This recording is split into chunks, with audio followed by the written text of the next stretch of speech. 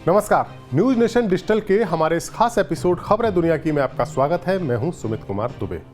Middle east में पहले Israel Hamas और फिर ईरान इजराइल के बीच जारी तनाव के साथ ही ईरान के प्रेसिडेंट इब्राहिम रईसी की हेलीकॉप्टर क्रैश में हुई मौत ने ईरान को पूरी दुनिया की चर्चा के केंद्र में ला दिया है। इब्राहिम रईसी की हवाई दुर्घटना की वजह को लेकर तरह तरह की थ्योरी सामने आ रही हैं। कोई इसे इजराइल की खुफिया एजेंसी मोसाद की साजिश बता रहा है, तो कोई इसे ईरान में नए सुप्रीम लीडर बनने की रेस के साथ जोड़ रहा है। और इसी कॉन्स्पिरेसी थ्योरी के साथ ही रईसी की मौत की कथित साजिश के शक की सुई जिस शख्स पर जाकर टिकी है वो है ईरान के supreme leader Ayatollah Ali Khamenei के दूसरे बेटे मुश्तबा खामनेई। ऐसी कई मीडिया रिपोर्ट्स हैं जो दावा कर रही हैं कि मुल्क के नए सुप्रीम लीडर की रेस में आगे चल रहे राष्ट्रपति इब्राहिम रईसी को मुश्तबा ने ही रास्ते से हटाया है ताकि वो अपने पिता की जगह ईरान के सबसे पावरफुल लीडर यानी सुप्रीम लीडर का ओहदा और ताकत हासिल कर सके। हमारे आज के इस वीडियो में हम बात करेंगे कि कौन है मुश्तबा खामनेई और नया सुप्रीम लीडर बनने की रेस में वो कितने आगे हैं और क्या वाकई उन्हें इब्राहिम रईसी से खतरा था। लेकिन पहले आपको ताज़ा जानकारी दे देते हैं। ईरान में रविवार शाम को पहाड़ी इलाके में खराब मौसम की वजह से प्रेसिडेंट इब्राहिम रईसी का हेलीकॉप्टर क्रैश हो गया। इस हेलीकॉप्टर में उनके साथ साथ विदेश मंत्री, पूर्वी अजरबैजान सूबे के गवर्नर और क्रू मेंबर समेत 9 लोग सवार थे।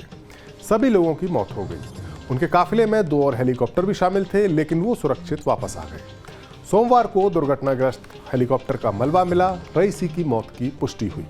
ईरान के supreme leader Ayatollah Ali Khamenei ने उपराष्ट्रपति मोहम्मद मुख्बर को कार्यवाहक राष्ट्रपति बनाया है। मुख्बर मैक्सिमम 50 दिन तक ही इस पोस्ट पर रह सकते हैं और इन्हीं 50 दिन के भीतर उन्हें मुल्क में नए राष्ट्रपति के चुनाव भी करवाने होंगे या यूं कहें कि चुनाव कराए जाएंगे। लेकिन ईरान में असली मसला नए राष्ट्रपति के चुनाव का नहीं बल्कि सुप्रीम लीडर के पद का है। दरअसल ईरान में 1979 की इस्लामिक क्रांति के बाद जो सिस्टम बना है उसके मुताबिक मुल्क में असली पावर प्रेसिडेंट नहीं बल्कि सुप्रीम लीडर के पास होती है। और मौजूदा सुप्रीम लीडर खामनेई अब 85 साल के हो चुके हैं और उनके वारिस को लेकर लंबे वक्त से ईरान में चर्चा चल रही है।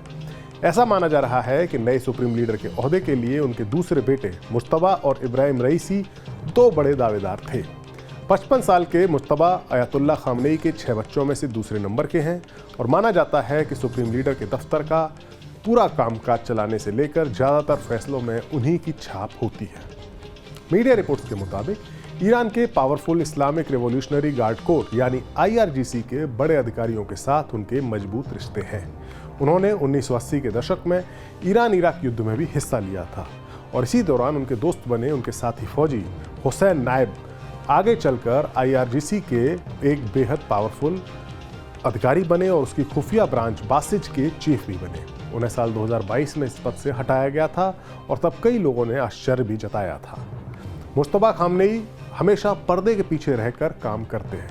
ईरान के पावर सर्किल में जो लोग हैं उनके साथ उनके रिश्ते काफ़ी अच्छे हैं और वो एक हार्डलाइनर है। वो सबसे पहले 2005 में चर्चा में आए थे जब ईरान के राष्ट्रपति पद के चुनाव में उनके समर्थक हार्डलाइनर अहमदीनेजाद को आश्चर्यजनक तरीके से चुनाव में जीत मिली थी। 4 साल बाद 2009 में जब चुनाव हुआ तो मीर हुसैन मुसावी के खिलाफ भी अहमदीनेजाद को चुनाव में जीत हासिल हुई, लेकिन चुनाव में धांधली के आरोप भी लगे थे और इसके पीछे सुप्रीम लीडर के बेटे मुश्तबा खामनेई का ही दिमाग माना गया था। उस वक्त ईरान में सत्ता विरोधी प्रदर्शन भी हुए थे। यही वो वक्त था यानी 2009 का जब मुश्तबा का नाम ईरान के नए सुप्रीम लीडर के तौर पर लिया जाने लगा था। हालांकि सुप्रीम लीडर खामनेई का बेटा होना अगर उनकी सबसे बड़ी ताकत है तो वो कमजोरी भी है। कैसे? उनके विरोधी खेमे का मानना है कि 1979 की इस्लामिक क्रांति के नायक अयातुल्लाह खोमैनी ने राजा के बेटे को राजा बनाने की परंपरा के विरोध के सिद्धांत को माना था और इसी सिद्धांत के तहत ही ईरान के रजा शाह पहलवी को सत्ता से हटा दिया गया था। माना जाता है कि खोमैनी के बाद 1989 में सुप्रीम लीडर बने खामनेई भी सुप्रीम लीडर के बेटे को नया अयातुल्लाह बनाए जाने के हक में नहीं है, क्योंकि अगर ऐसा होता है तो फिर ईरान के इस्लामिक सिस्टम की बुनियाद ही कमज़ोर पड़ जाएगी, ऐसा सुप्रीम लीडर का मानना है। मुश्तबा की इसी कमजोरी के चलते राष्ट्रपति इब्राहिम रईसी को सुप्रीम लीडर के ओहदे के लिए एक मजबूत दावेदार के तौर पर देखा जा रहा था। रईसी ईरान की सत्ता के लिए हमेशा वफादार रहे और उन्होंने सुप्रीम लीडर के लिए पूरी शिद्दत के साथ काम किया। उन्हें ईरान की कट्टरवादी सोच यानी हार्डलाइन का समर्थक माना जाता रहा। उन्होंने कई बार ताकत के दम पर ईरान में होने वाले विरोध को कुचलने में अहम भूमिका निभाई। एक तीसरे शख्स भी हैं जो सुप्रीम लीडर बनने की रेस में है, अली रेजा आराफी, वो भी इस रेस में है।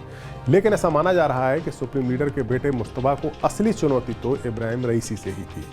रईसी के अलावा ये जो मजबूत दावेदार हैं उनके बारे में भी बताते हैं। 67 साल के अली रेजा आराफी ईरान के पावर स्ट्रक्चर में 2001 में पिक्चर में आए थे, जब अली खुमैनी ने उन्हें world centre for Islamic sciences यानी अल मुस्तफ़ा इंटरनेशनल यूनिवर्सिटी का हेड बनाया था सुप्रीम लीडर ने, अली खामनेई ने।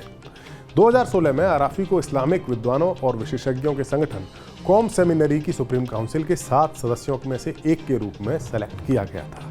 आराफी को शुक्रवार की नमाज के लिए इमाम भी चुना गया और ये ईरान के रिलीजियस मसलों की टॉप पोस्ट में से एक इसको माना जाता है। ईरान में सुप्रीम लीडर का पद बेहद अहम है। 1979 की क्रांति के बाद अभी तक बस 2 ही सुप्रीम लीडर हुए हैं, अयातुल्लाह रूहुल्लाह खुमैनी और मौजूदा supreme leader Ayatollah Ali Khamenei. Supreme leader को अयातुल्लाह और रहबर जैसे टाइटल्स दिए जाते हैं। बहरहाल अगले 50 दिनों में ईरान का राष्ट्रपति भले ही कोई भी बने, लेकिन असली दिलचस्पी तो सुप्रीम लीडर के चुनाव में है या सुप्रीम लीडर की पदवी में है, जहां इब्राहिम रईसी की मौत के बाद एक मजबूत दावेदार रास्ते से हट चुका है। हमारा ये वीडियो आपको कैसा लगा? अपनी राय कमेंट सेक्शन में जाकर हमें ज़रूर दें। नमस्कार।